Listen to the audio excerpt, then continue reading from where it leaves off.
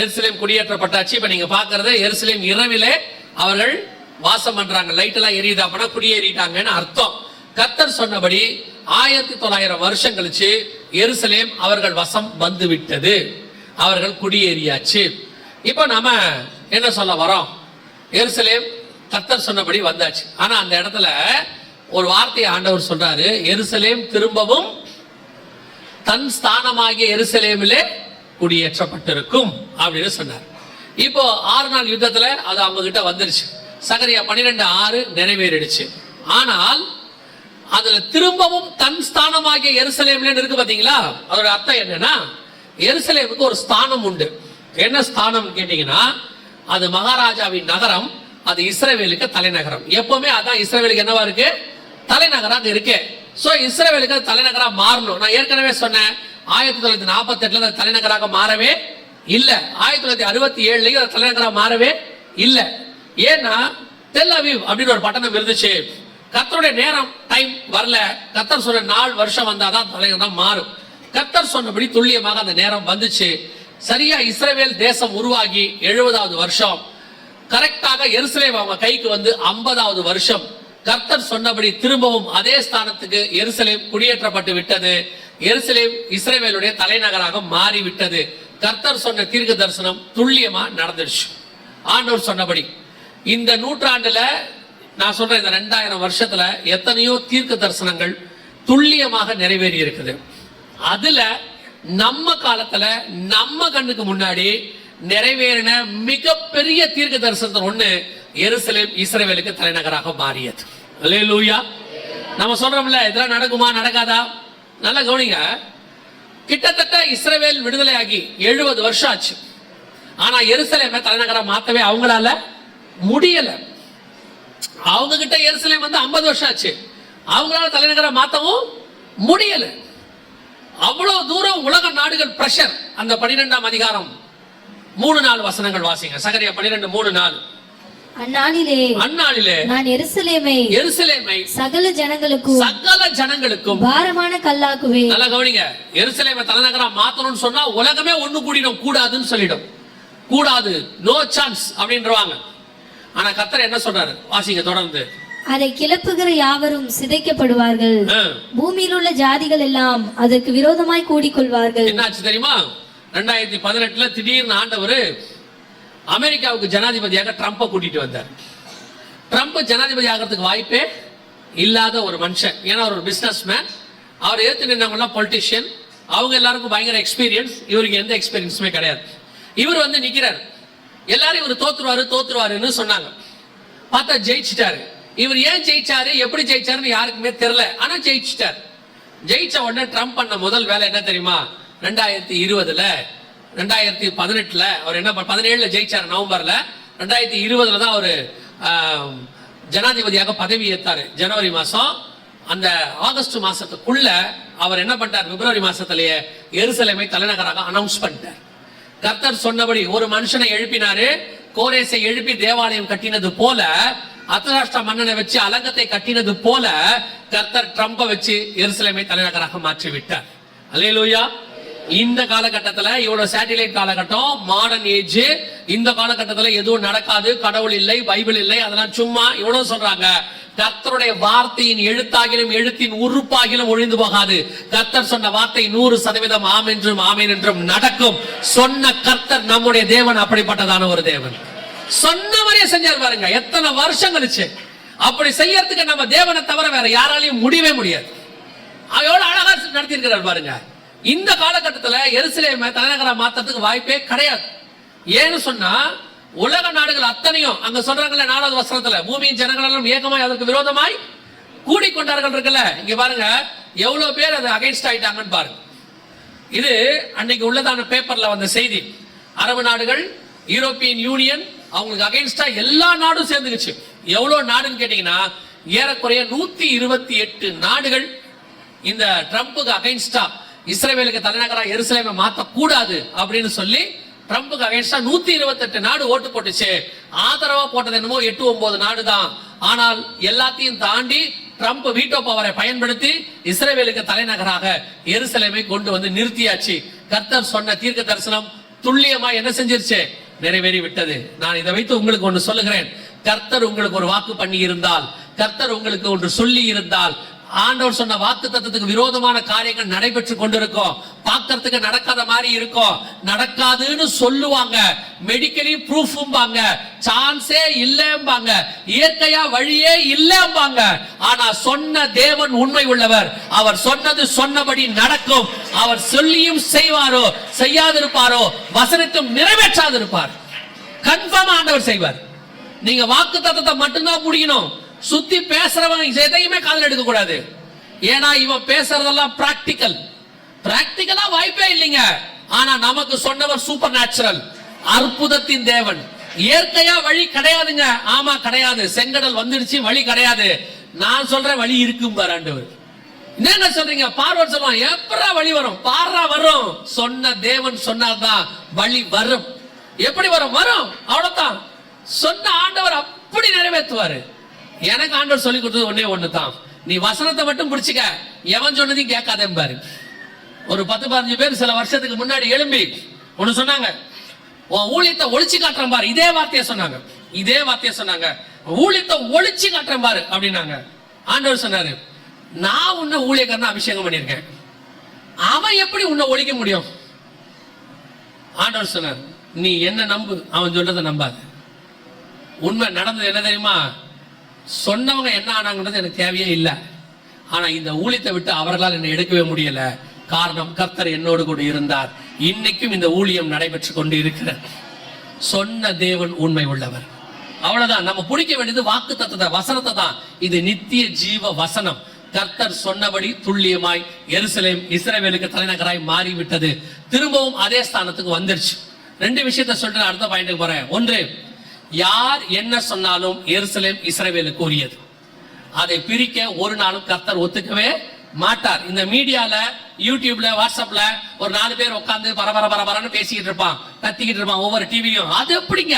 நாம பிரிச்சுட்டோம்னா சமாதானமே வந்துருங்கம்மா. வரவே வராது. அவன் சொல்றதுல சும்மா. 2வது உங்களுக்கு சொல்றேன், இந்த சம்பவங்களை செய்த ஆண்டவர் சொன்ன காரியம் நிறைவேறியிருந்தால் அவர் சொன்ன எல்லா விஷயங்களும் நடக்கும். அல்லேலூயா. இப்போ எருசலேம் வந்துருச்சு. 3வது, இதான் ரொம்ப முக்கியமானது. நீங்க வாசிங்க பாருங்க, எசேக்கியேல் 38:8. அதை இன்னொரு தடவை வாசிங்க பார்ப்போம். எசேக்கியேல் 38:8 இன்னொரு தடவை வாசிங்க. அநேக நாட்களுக்கு பிற்பாடு, அதுல ஒரு முக்கியமான வார்த்தை இருக்கு, நல்லா கவனிங்க, வாசிங்க. அநேக நாட்களுக்கு பிற்பாடு நீ விசாரிக்கப்படுவாய், பட்டயத்துக்கு நீங்களாகி பற்பல ஜனங்களிலிருந்து சேர்த்து கொள்ளப்பட்டு வந்தவர்களின் தேசத்தில் கடைசி வருஷங்களிலே வருவாய். நெடுநாள் பாழாய் கிடந்து பிற்பாடு ஜாதிகளிலிருந்து கொண்டு வரப்பட்டவர்கள் எல்லாரும் சுகத்தோட குடியிருக்கும் இஸ்ரவேலின் மலைகளுக்கு விரோதமாய் வருவாய். எதுக்கு விரோதமாய் வருவாய்? பர்டிகுலரா எதுக்கு விரோதமாய்? மலைகளுக்கு விரோதமாய். இந்த யுத்தம் தான் மிக முக்கியமான 3வது யுத்தம். போன வருஷம் அக்டோபர் மாசம் ஆரம்பிச்சிச்சு. அந்த யுத்தத்துக்கு பேரு அல்-அக்ஸா ஃப்ளட் அப்படின்னு பேரு. இந்த யுத்தம் தான் ஏறக்குறைய 1 வருஷமாக, இந்த அக்டோபர் வந்தா 1 வருஷம், கிட்டத்தட்ட 10 மாசம் வச்சுக்கோங்களேன். ஜூலை முடிய போது, ஆகஸ்ட், செப்டம்பர், அக்டோபர் வந்தா 1 வருஷம். கிட்டத்தட்ட 1 வருஷமா 10 மாசமா இந்த யுத்தம் நடக்குது. இந்த யுத்தம் எதுக்காக நடக்குது, எந்த இடத்துக்காக நடக்குது அப்படின்னு கேட்டீங்கன்னா, கவனிங்க, இந்த இடத்துக்காக தான் அது நடக்குது. இந்த இடத்துக்கு பேரு டெம்பிள் மவுண்ட். டெம்பிள் மவுண்ட் அப்படின்னா என்னங்க? இங்க என்னங்க இருக்கு? இந்த இடத்துக்கு ஏன் இப்படி சண்டை போடுறாங்க? எருசலேம்ல இல்ல, எருசலேம்ல இந்த இடத்துக்கு தான் இப்ப சண்டை ஆரம்பிச்சிருக்கு. எருசலேமுக்கு சண்டை போடல. இப்ப எதுக்கு போடுறாங்க? எருசலேம்ல இருக்கிற இந்த இடத்துக்கு அல்-அக்ஸா ஃப்ளட். இந்த சும்மா இந்த வீடியோல பாருங்க, அது என்ன கீழே என்ன போட்டிருக்கு பாத்தீங்களா? என்ன போட்டிருக்குது? Operation Al-Aqsa flood. பர்டிகுலரா இந்த இடத்துக்காக தான் சண்டை நடக்குது. சரி, இந்த இடம் என்ன இம்பார்ட்டன்ட், என்ன இடம் அப்படின்னு கேட்டீங்கன்னா, இது எருசலேம் தேவாலயம் இருந்த இடம். எருசலேம் தேவாலயம். இந்த எருசலேம் தேவாலயத்தை பத்தின சரித்திரம் நம்ம பைபிள்ல உள்ளவங்களுக்கு, பைபிள்ல உள்ளதே நிறைய பேருக்கு சில விஷயங்கள் தெரியாது. இது என்ன இடம், எவ்வளவு முக்கியம், இது யாருக்குரியது, இந்த இடத்த எங்களுக்கு கொடுங்க அப்படின்னு ஹமாஸ்காரங்க சண்டை போட்டாங்க. அதான் அக்டோபர் 7 யுத்தம் ஆரம்பிச்சிச்சு. இந்த இடத்த நாங்க எடுத்துக்க போறோம் அப்படின்னாங்க. இந்த இடத்த கொடுக்கவே முடியாதுன்னு யூதன் சொல்றான். சரி, இது என்ன இடம், இது என்ன இம்பார்ட்டன்ஸ் அப்படின்னு கேட்டீங்கன்னா, 22ஆம் அதிகாரத்துல, ஆதியாகமத்துல 3வது வசனத்துல, ஆபிரகாம் அதிகாலையில் எழுந்து, வாசிங்க. ஆபிரகாம் அதிகாலையில் எழுந்து தன் கழுதையின் மேல் சேணம் கட்டி தன் வேலைக்காரரில் 2 பேரையும் தன் குமாரன் ஈசாக்கையும் கூட்டிக் கொண்டு தகன பலிக்கு கட்டைகளையும் பிளந்து கொண்டு தேவன் தனக்கு குறித்த இடத்திற்கு புறப்பட்டு போனான். இருக்கா? தேவன் தனக்கு குறித்த இடத்திற்கு புறப்பட்டு போனான். அந்த குறித்த இடம்னு இருக்கு பாத்தீங்களா? அது எங்க அப்படின்னு பாத்தீங்கன்னா மோரியா மலைகளில் ஒன்றின் மேல் அப்படின்னு இருக்கு. மோரியா மலைகளில் ஒன்றின் மேல் புறப்பட்டு போனான். இப்ப அடுத்த வசனம் பாருங்க, 4வது வசனம். 3ஆம் நாளில் ஆபிரகாம் தன் கண்களை ஏறெடுத்து பார்த்து தூரத்திலே அந்த இடத்தை கண்டான். அப்பொழுது ஆபிரகாம் தன் வேலைக்காரரை நோக்கி, நீங்கள் கழுதை 9வது வசனம். 9வது வசனம். தேவன் அவனுக்கு சொல்லி இருந்த இடத்துக்கு வந்தார்கள்.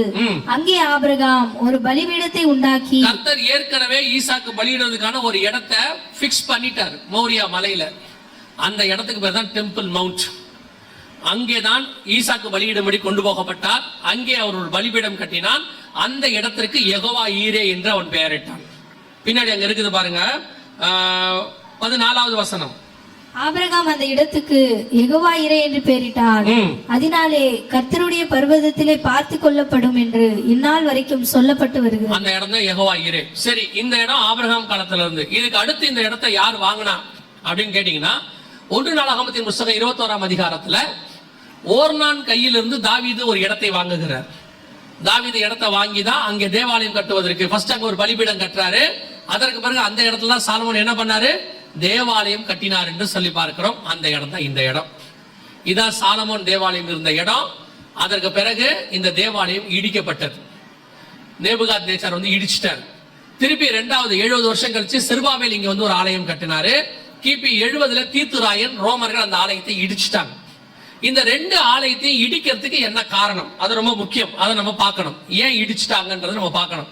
சாலமோன் தேவாலயத்தை இடிப்பதற்கு என்ன காரணம்? வாசிங்க, எசேக்கியேல் கொஞ்சம் வேகமா வாசிங்க. எசேக்கியேல் புத்தகம் 8ஆம் அதிகாரம் 6வது வசனத்தை வாசிங்க.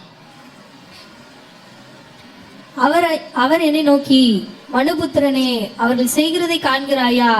என் பரிசுத்த ஸ்தலத்தை விட்டு என்னை தூரமாய் போக பண்ணும்படியான இஸ்ரவேல் வம்சத்தார் இங்கே செய்கிற மிகுந்த அருவருப்புகளை காண்கிறாய் அல்லவா? தேவாலயத்துக்குள்ள என்ன இருந்துச்சு?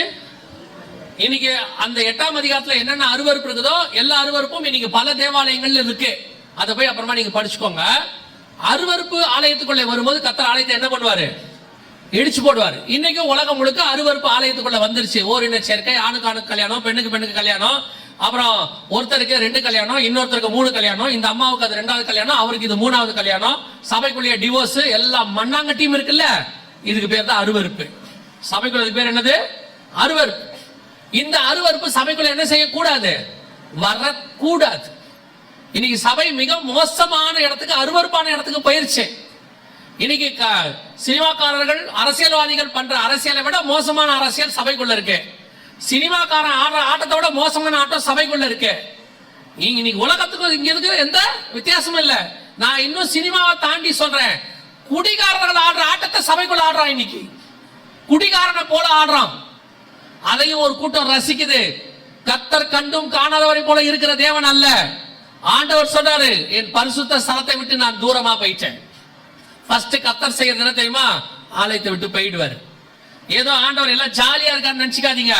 அவர் பாவத்தை பார்க்க மாட்டாத சுத்த கண்ணன். அப்படியே ஒரு நாள் வரும், மொத்தத்தையும் டெமாலிஷ் பண்ணிட்டு போயிட்டே இருப்பாரு, க்ளோஸ் பண்றாரு. 2வது ஆலயத்தை ஏன் இடிச்சார்? வாசிங்க, மத்தேயு எழுதின சுவிசேஷம் 21ஆம் அதிகாரம் 12வது வசனத்தை வாசிங்க. இயேசு தேவாலயத்தில் பிரவேசித்து ஆலயத்திலே விற்கிறவர்களும் கொள்ளுகிறவர்களும் ஆகிய யாவரையும் வெளியே துரத்தி காசுக்காரருடைய பலகைகளையும் புறா விற்கிறவர்களின் ஆசனங்களையும் கவிழ்த்து, என்னுடைய வீடு ஜெப வீடு என்னப்படும் என்று எழுதி இருக்கிறது, நீங்களோ அதை கல்லர் குகையாக்கினீர்கள் என்றார். பிசினஸ் சென்டரா மாத்திட்டானா? சர்ச் என்னவா மாறிடுச்சு? Business centre. இன்னைக்கு நிறைய சர்ச் இல்ல, பெரும்பான்மையான சர்ச் பிசினஸ் சென்டர் தான். கொஞ்சம் சபைகள் தான் இன்னும் கிறிஸ்துவுக்குள்ளே ஆவிக்குள்ளே கரெக்டா இருக்கு.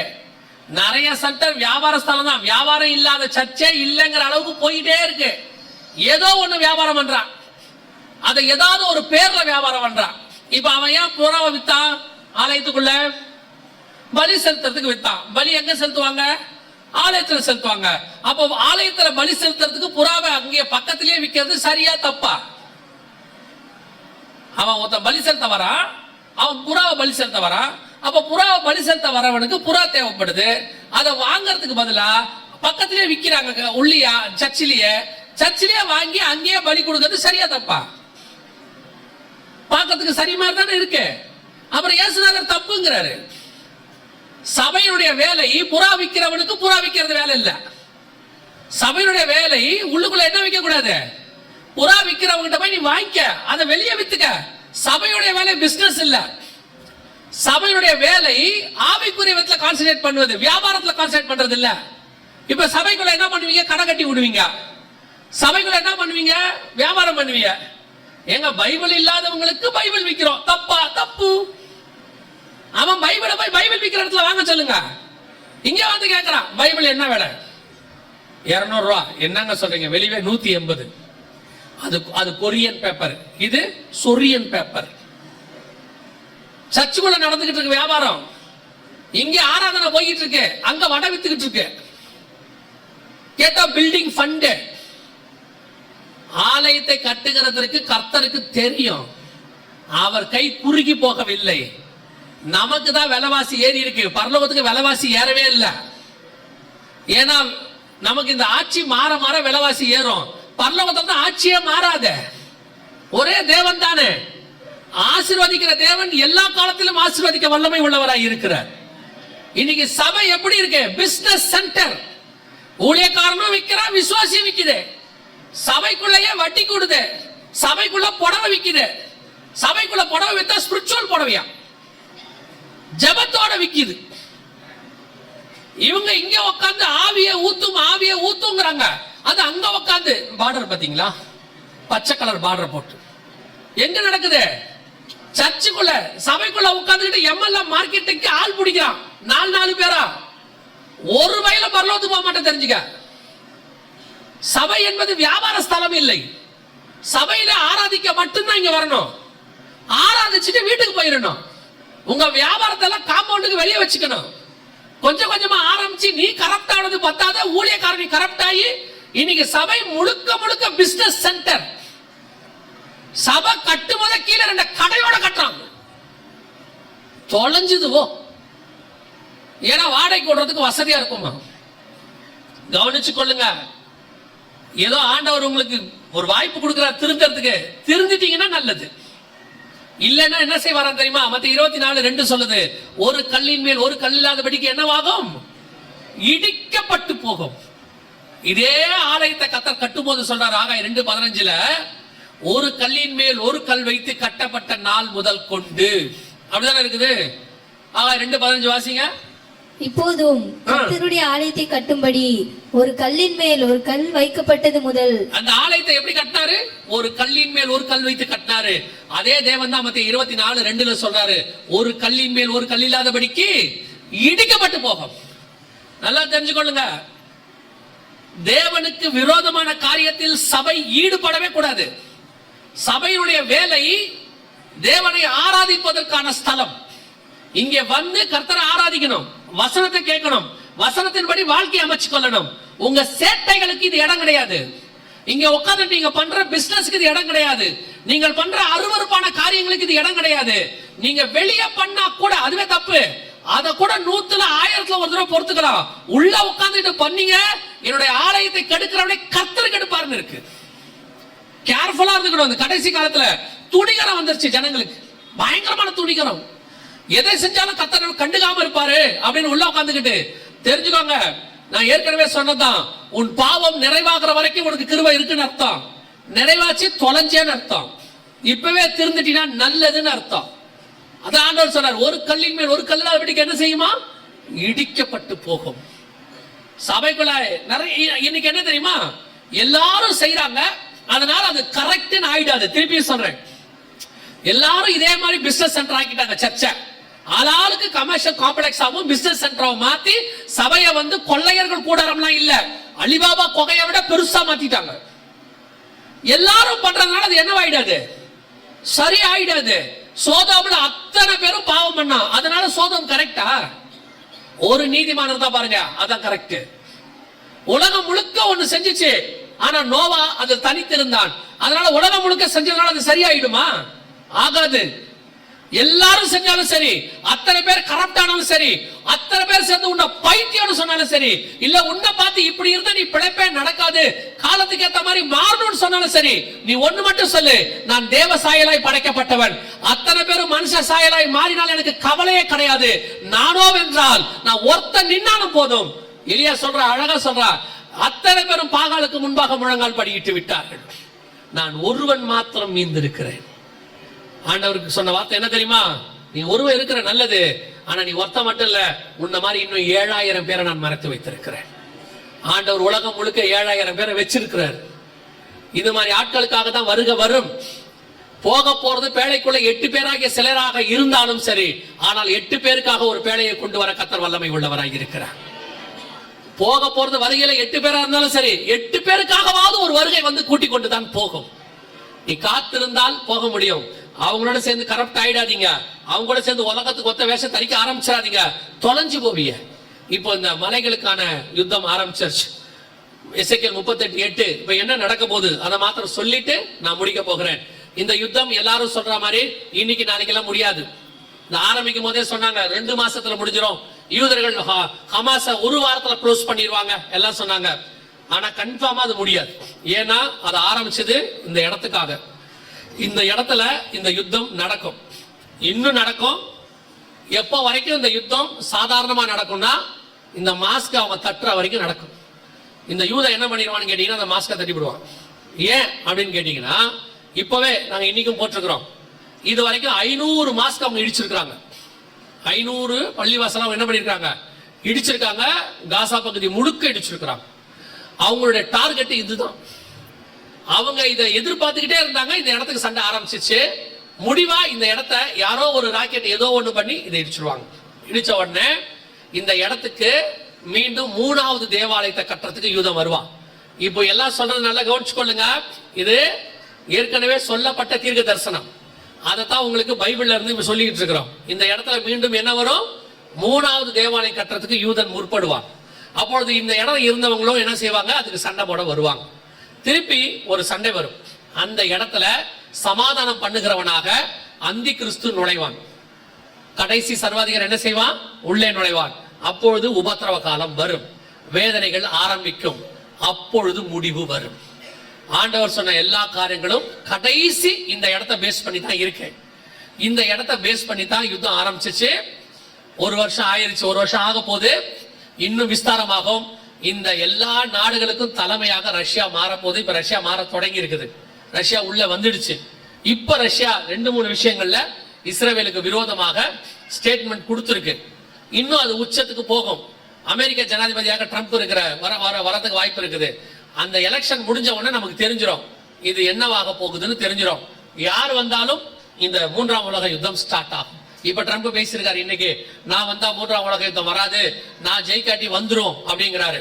என்னுடைய நம்பிக்கை, அதாவது நான் பாக்குற வரைக்கும் யார் அமெரிக்க ஜனாதிபதியாக வந்தாலும் 3ஆம் உலக யுத்தம் ஆரம்பிக்கும். ஆரம்பிச்சு இந்த இடத்துல அவங்க மிக முக்கியமான காரியத்தை செய்ய தொடங்குவாங்க.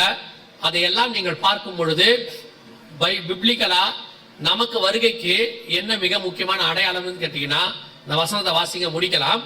21ஆம் அதிகாரம் லூக்கா எழுதின சுவிசேஷம் 24வது வசனத்தை வாசிங்க. லூக்கா 21:24 வாசிங்க.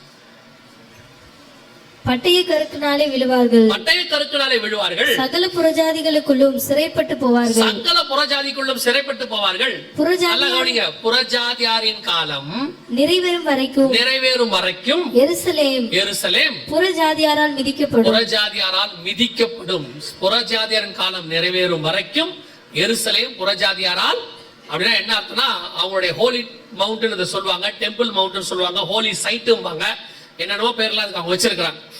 சோ இந்த இடத்த புறஜாதியாரோட வழிபாட்டு ஸ்தலம் இருக்கிறதுனால, அவர்கள் அதை மிதிக்கிறதுனால அந்த புறஜாதியார் காலம் இன்னும் நடைபெற்று கொண்டிருக்கிறது.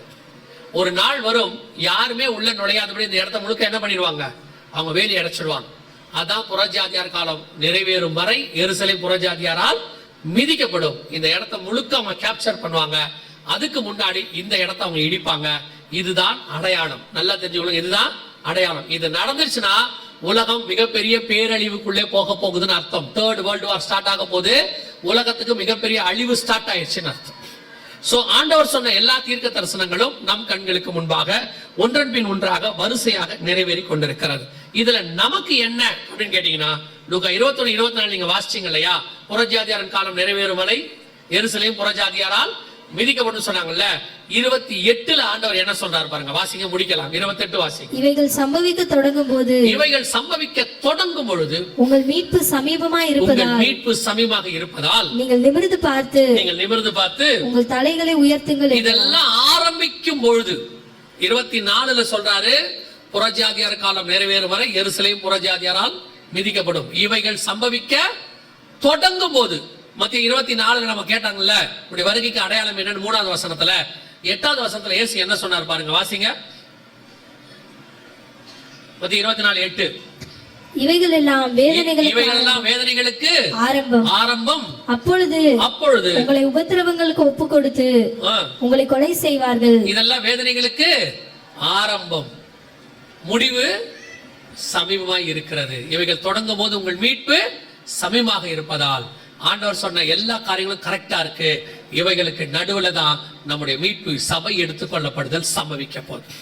சோ இந்த காரியங்கள் எல்லாம் நீங்க பாத்தீங்க, கேட்கிறீங்க, கண்களுக்கு முன்பாக ப்ரூஃபோட ஆண்டவர் சொல்றார், உங்களுக்கு தெரியப்படுத்துகிறார். அப்படின்னா என்ன அர்த்தம் அப்படின்னா, வரப்போகிற வருகையில இந்த சபை போக வேண்டும் என்று கர்த்தர் விரும்புகிறார்.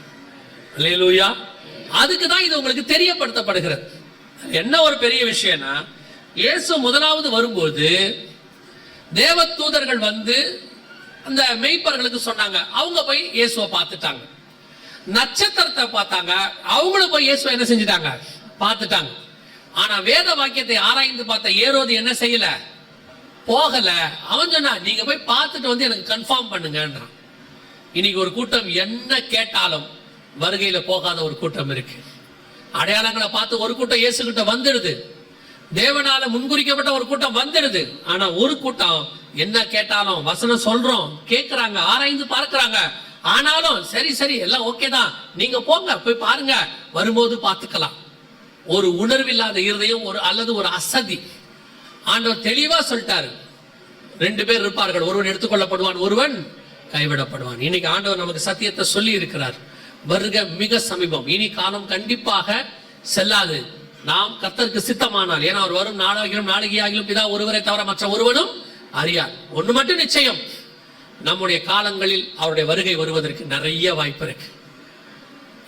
ஆபிரகாம் அவருடைய முதலாவது வருகையை காண ஆவலாய் இருந்தான் இயேசு சொன்னார். ஆபிரகாம் நாட்களை பார்க்க ஆவலாய் இருந்தான். கரெக்டா 2000 வருஷம் கழிச்சு அவருடைய சந்ததியார் இயேசுவை பார்த்தார்கள். அதே மாதிரி தான் 1ஆம் நூற்றாண்டுல அப்போஸ்தலர்கள் இயேசுவின் வருகையை பார்க்க ஆவலாய் இருந்தார்கள். இப்ப 2000 வருஷம் கழிச்சு அவருடைய சந்ததியார் நாம் அதை பார்ப்பதற்கு நிறைய வாய்ப்பு இருக்கிறது. எப்ப வேணாலும் இயேசு கண்டிப்பாய் வரப்போகிறார். ஒருவேளை ஜலப்பிரளயம் வருதுன்னு நோவா சொன்ன மாதிரி தான் இப்ப இயேசு வருதுன்னு சொல்லிட்டு இருக்கோம். ஒரு கூட்டம் அதை ஏத்துக்கல, பைத்தியம்னு சொல்லிச்சு, அதெல்லாம் வராதுன்னு சொல்லிச்சு. அப்படிதான் இயேசு வரமாட்டாரு ஒரு கூட்டம் சொல்லுது. ஒரு கூட்டம் வருவாரு, வரும்போது பார்த்துக்கலாம், ஏரோது மாதிரி ஆட்கள். ஆனா ஒரு கூட்டம் தேடி போகணும், நட்சத்திரத்துக்கு பின்னாடியே போகணும், இயேசு சொல்ற இடத்துக்கு போகணும், ஆயத்தப்படணும், காத்திருக்கணும். அவங்க தான் அந்த வருகையில அவரை பார்க்க முடியும். இயேசு வருகிற காலம் சமீபமாயிற்று. இனி காலம் செல்லாது. ஆயத்தப்படுத்துவோம், ஒரு கூட்டத்தை ஆயத்தப்படுத்துவோம்.